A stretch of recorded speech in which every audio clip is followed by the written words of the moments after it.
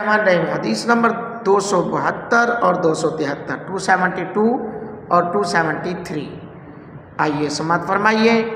نبی پاک صلی اللہ علیہ وسلم کے غلام نماز میں سلام پھیرنا۔ حضرت عبداللہ رضی اللہ تعالیٰ عنہ نبی اکرم صلی اللہ علیہ وسلم کے بارے میں یہ بیان نقل کرتے ہیں کہ آپ دائیں طرف اور بائیں طرف سلام پھیرتے ہوئے کہتے تھے السلام علیکم ورحمۃ اللہ، السلام علیکم ورحمۃ اللہ، السلام علیکم ورحمۃ اللہ، السلام علیکم ورحمۃ اللہ۔ یہ آپ کے جملے ہوتے تھے۔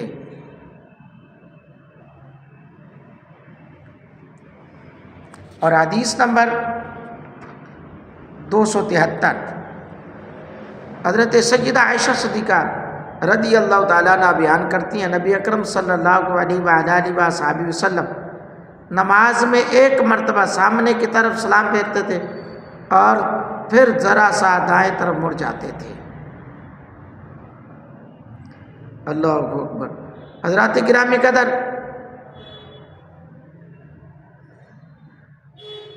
نبی پاک صلی اللہ علیہ وسلم کے غلاموں ہمیں نماز سے فراغت کا طریقہ بھی حدیث کی روشنی سے ملتا ہے کہ ہم نماز سے کیسے فارغ ہوں۔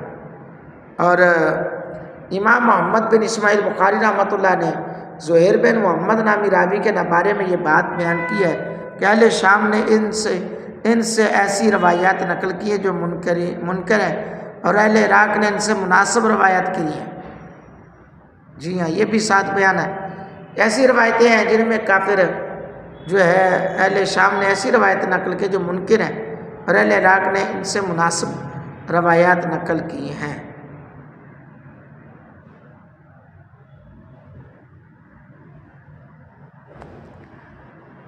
نماز سے فراغت حاصل کرنے کے لیے کتنے سلام ہیں، اس بارے میں ہمیں فقہاء میں اختلاف ہے، جس کی تفصیل مد آپ کے زیر نظر کر رہا ہوں۔ حضرت امام اعظم ابو حنیفہ، حضرت امام شافعی، حضرت امام احمد بن حنبل کا موقف ہے کہ امام مقتدی اور منفرد سب کے لیے 2 سلام واجب ہے۔ جی ہاں، 2 سلام۔ اس میں امام پاک امام اعظم بھی متفق ہے، امام شافعی بھی اور امام احمد بن حنبل بھی۔ ان کا ایک نقطہ نظر کیا ہے کہ امام اور مقتدی اور منفرد سب کے لیے 2 سلام واجب ہیں۔ انہوں نے حضرت عبداللہ بن مسعود رضی اللہ تعالیٰ عنہ کی روایت سے دلیل لی کہ آپ علیہ السلام نے فرمایا، اس میں ہے کہ حضور علیہ السلام نے ارشاد فرمایا، اور حضور علیہ السلام نے جب سلام پھیرا نا تو دونوں طرف، دائیں طرف بھی اور بائیں طرف بھی، دونوں طرف سلام پھیرا۔ یہ تو واضح ہوگی کہ سرکار کا فرمان ہے جب نماز سے فارغ ہوں تو ہمیں چاہیے کہ ہم اس انداز سے نماز سے فارغ ہوں۔ اللہ تعالیٰ میرا آپ کا حامی و ناصر ہو، دین حنیف کو سمجھنے والا بنائے، آمین ثم آمین۔